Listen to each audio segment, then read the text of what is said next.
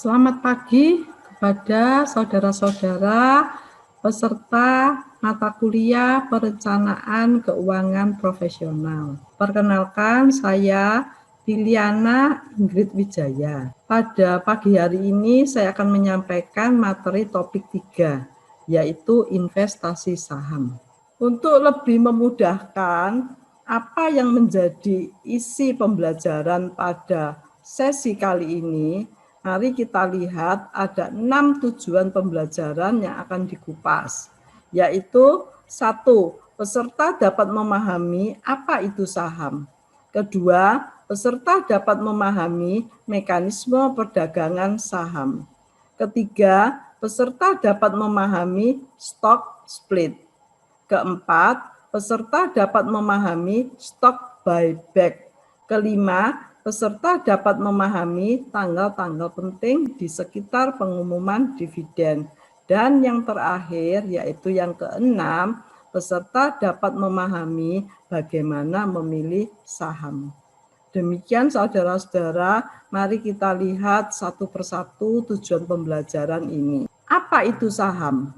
Kita masuk kepada tujuan pembelajaran yang pertama, yaitu apa itu saham. Saham adalah merupakan surat berharga yang menunjukkan bukti kepemilikan seseorang atau badan terhadap perusahaan terbuka. Jadi saham itu bukti kepemilikan, ya, bukti ownership. Pemilik saham atau yang membeli saham atau yang berinvestasi di saham kita sebut sebagai stockholder atau bisa juga dipanggil sebagai shareholder. Sementara issuer dari saham itu lazim kita sebut sebagai emiten. Mengapa investasi pada saham itu menarik, saudara? Karena saham menjanjikan dua macam returns, yaitu dividen dan capital gain. Dividen merupakan tingkat hasil yang bisa diterima oleh shareholder secara rutin dari emiten. Besarnya dividen yang diterima oleh shareholder tergantung dari kebijakan dividen yang ditetapkan oleh perusahaan. Setidak-tidaknya seorang shareholder itu akan merasa happy begitu ya, kalau dia mendapatkan dividen dalam jumlah yang cukup memadai atau dalam jumlah yang bisa dianggap sebagai sebuah penghasilan bagi shareholder, sehingga nilainya diharapkan bisa tetap, ataupun juga kalau perusahaan mendapat keuntungan yang cukup besar, maka dividen tentu juga bisa dibagi dalam nilai yang lebih besar. Hal ini bisa dimengerti karena dividen itu sesungguhnya merupakan media transmisi emiten atau perusahaan di pasar modal supaya sahamnya itu menjadi menarik bagi investor di pasar modal. Kemudian jenis return yang kedua yang bisa diperoleh adalah capital gain. Nah, kalau capital gain ini bisa diperoleh shareholders melalui transaksi perdagangan saham. Prinsip capital gain itu akan semakin tinggi jika harga beli itu jauh lebih rendah dari harga jualnya, karena sesuai prinsip investor itu adalah buy low sell high. Jadi capital gain merupakan selisih antara harga jual dengan harga beli saham gitu. Itulah dua macam returns yang bisa diperoleh atas investasi saham.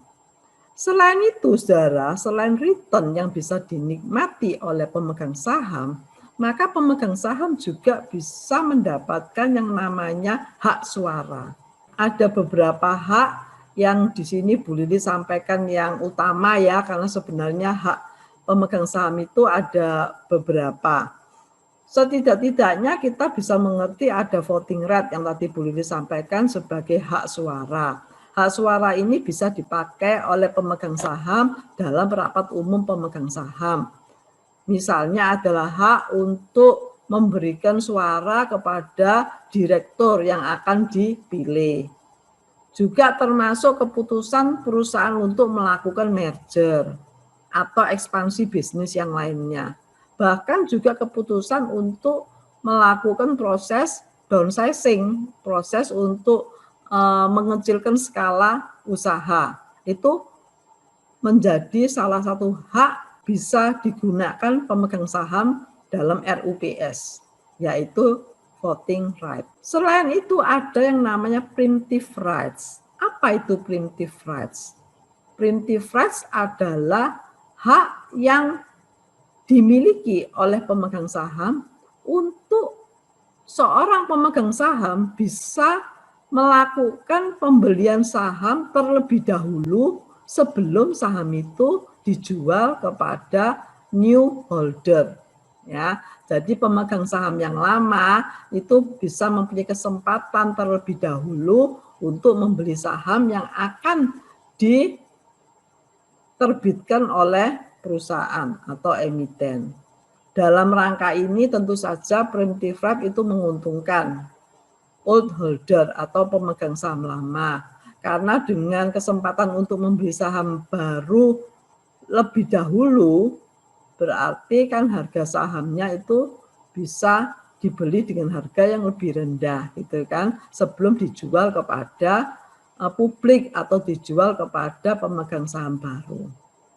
Dan ada yang disebut controlling rights. Controlling rights ini adalah hak seorang pemegang saham dalam rangka dia bisa memonitoring, mengendalikan segala kegiatan yang ada di dalam perusahaan.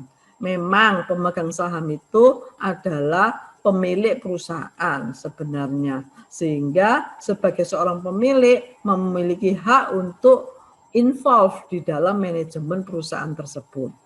Kita lanjutkan. Di sini kita harus juga mengenal ada dua jenis saham, saudara. Jadi kalau dilihat dari jenisnya ada dua macam jenis saham. Satu adalah common stock dan yang kedua adalah preferred stock. Secara kontras di sini Bu Lili sudah buatkan perbedaan antara common stock dan preferred stock. Common stock itu sifatnya adalah residual. Artinya pemegang saham biasa, common stock disebut juga sebagai saham biasa, itu baru bisa menikmati dividen ketika preferred stockholder sudah menerima dividen terlebih dahulu. Begitu.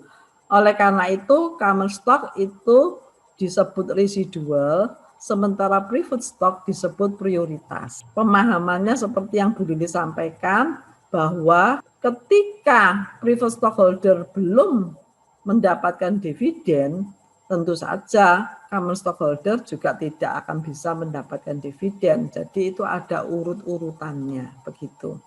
Tentu urutan yang pertama sesungguhnya adalah bondholder ya saudara, seperti yang sudah Bu Lili sampaikan waktu investasi obligasi. Jadi bondholder itu memang betul-betul priority claim. Setelah bondholder, masuklah preferred stockholder, dan yang terakhir adalah common stockholder.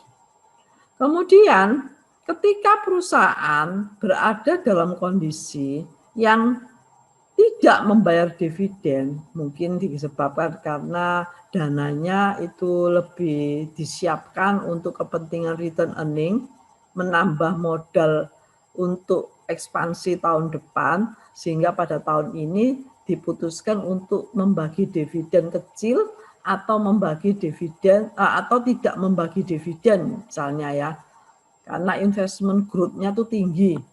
Jadi daripada berhutang untuk mendanai investment growth tahun depan, lebih baik laba perusahaan itu seluruhnya atau 100% itu ditahan sebagai sumber dana. Pada kondisi seperti itu, maka common stockholder tidak akan dapat dividen. Begitu pula private stockholder juga tidak akan mendapat dividen. Kalau kita bicara kemudian the next, misalnya tahun depannya, investasinya perusahaan itu berhasil, labanya besar sekali, maka pada tahun depan itu perusahaan berencana untuk membagi dividen dalam jumlah yang cukup besar gitu ya. Bagi private stockholder, itu dividen bersifat kumulatif. Artinya dividen tahun kemarin yang tidak dibagi itu harus dikumulatifkan, ditambahkan untuk pembayaran dividen tahun depan. Makanya private stockholder itu cirinya adalah kumulatif dividen, bukan hangus tetapi dikumulatifkan. Berbeda dengan common stock. Common stock itu kalau tidak ada pembagian dividen pada tahun sebelumnya, maka tahun depan tidak perlu dikumulatifkan karena sifatnya itu hangus. Maka disebut non-kumulatif dividen. Ciri atau karakteristik yang terakhir yang tampak di slide ini yaitu untuk common stock itu dividennya adalah flexible value. Seperti tadi boleh sampaikan, berapa besarnya dividen yang akan dibagi kepada pemegang saham itu bisa berubah-ubah. Ketika perusahaan itu berada dalam kondisi laba tinggi, maka dia akan membagi dividen dalam jumlah yang besar. Namun ketika perusahaan itu labanya memang kecil, bisa saja dividen tidak dibagi atau dibagi dalam jumlah yang turun. Bisa juga dengan kondisi seperti ini, saudara. Sebenarnya perusahaan mempunyai laba yang cukup besar untuk membagi dividen. Tapi kenyataannya perusahaan tidak membagi dividen. Alasannya apa? Alasannya seperti tadi yang Bu Lili sampaikan, karena perusahaan membutuhkan pendanaan investasi yang besar tahun depan, sehingga dia membutuhkan return earning dibandingkan dividen. Ya, karena investment opportunity-nya itu tinggi, itu yang dikejar oleh perusahaan terlebih dahulu. Berbeda dengan private stock. Kalau private stock itu nilai dividennya adalah fixed value. Jadi sama dengan obligasi. Coupon rate-nya itu juga tetap atau stated value. Stated value atau fixed value. Demikian saudara, dalam satu hal, private stock itu mempunyai kemiripan yang tinggi dengan bond atau obligasi. Tapi dalam sisi yang lain, yaitu sisi jenisnya, dia memang bukan bentuk utang, tetapi bentuk modal sendiri. Dalam hal itulah private stock itu mirip dengan common stock. Sehingga private stock ini sering disebut dengan satu istilah yaitu hybrid financing, bentuk saham yang hybrid, yang memiliki sifat keduanya, memiliki sifat bentuk utang, tapi juga memiliki sifat bentuk modal sendiri atau equity. Nah, di sini ada tambahan informasi yang boleh disampaikan, khusus untuk saham BUMN ini ya, itu berlaku ada saham merah putih atau dwiwarna seri A. Nah, untuk saham seperti ini itu dipertahankan untuk seri A itu tidak diperjualbelikan saudara. Karena saham merah putih atau dwiwarna seri A ini di mana emitennya itu yang menerbitkan adalah government itu memiliki hak istimewa yaitu hak veto saham. Selanjutnya kita akan masuk pada tujuan pembelajaran kedua yaitu mekanisme perdagangan saham. Dalam tujuan pembelajaran kedua ini ya saudara-saudara, Bu Lili merefer dari website BEI. Disampaikan bahwa mekanisme perdagangan saham yang dilakukan di Bursa Efek Indonesia menggunakan fasilitas Judge Next G. Nah, siapa yang bisa bertransaksi di Bursa Efek? Ternyata bahwa dituliskan hanya dapat dilakukan oleh anggota bursa atau kita singkat AB, di mana anggota bursa ini juga menjadi anggota clearing KPEI, Clearing Penjaminan Efek Indonesia. Dalam hal ini tentu saja AB harus bertanggung jawab terhadap apa? Seluruh transaksi yang dilakukan.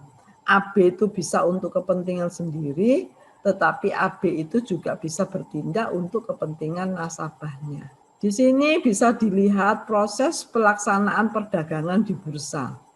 Tentu ada dua belah pihak, dalam sebuah transaksi itu selalu ada buyer dan seller.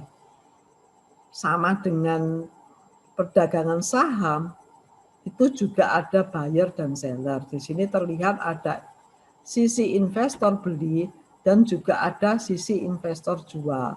Kedua-duanya itu adalah sebagai anggota bursa.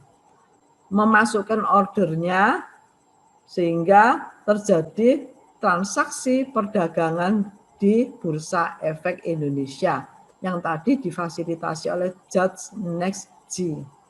Masuklah itu di KPEI dan KSEI, tadi Clearing Penjaminan Efek Indonesia dan Kustodian Sentral Efek Indonesia. Inilah yang akan menjadi sistem pengamanan dan sistem penyelesaian transaksi untuk perdagangan di bursa. Tentu saja para anggota bursa ini harus melakukan pentransferan dana untuk kepentingan transaksinya. Bagaimana sekarang kalau keinginan kita adalah menjadi anggota bursa? Tentu ada cara mendaftar sebagai anggota bursa. Yang pertama itu pembukaan rekening pada perusahaan sekuritas. Yang kedua itu memilih kita ingin menggunakan yang full services atau online. Yang full services ini brokerage house yang menyediakan semua jasa lengkap saudara untuk kepentingan transaksi perdagangan saham itu. Termasuk jasa advisernya, termasuk jasa-jasa untuk konsultasi, termasuk jasa-jasa untuk kepentingan pelaksanaan dari transaksi. Sementara kalau online itu sifatnya lebih banyak mandiri. Jika digunakan full services yang menyediakan jasa lengkap ya, itu biayanya lebih mahal memang secara wajar kan. Sementara kalau online karena sudah bertindak secara mandiri itu cost-nya menjadi lebih murah atau lebih rendah. Yang ketiga mengisi profil risiko, ini juga bagian yang penting dan harus menandatangani semua dokumen yang diperlukan sebagai anggota bursa. Terakhir ya tentu saja ada transfer dana deposit ke rekening dana nasabah tersebut ya. Ini juga boleh digambarkan proses pembukaan rekening secara sederhana ya, dari nasabah kemudian ke sales atau marketing dari perusahaan sekuritasnya. Di situ akan dibantu untuk pembukaan rekening dana nasabahnya dan dananya itu akan disetorkan ke bank atau kita sebut sebagai bank kustodian. Untuk jam perdagangan bursa itu juga sudah diatur dengan rapi ya saudara, jadi tidak anytime begitu, tetapi memang sudah terorganisir dengan baik.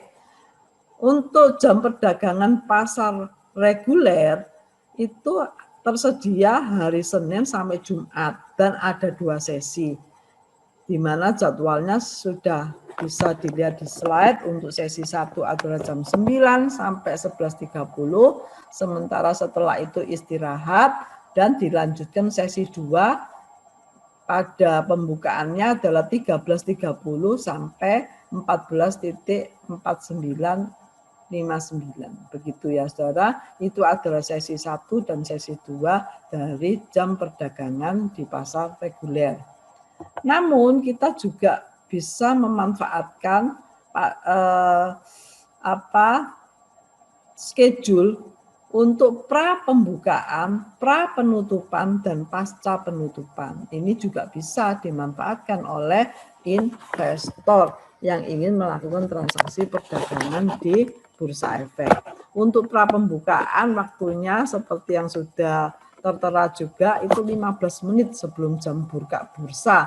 Kita sebut sebagai pre-opening ya. Kemudian juga ada pra penutupan. Jadi sebelum closing itu juga masih diberi kesempatan pra penutupan.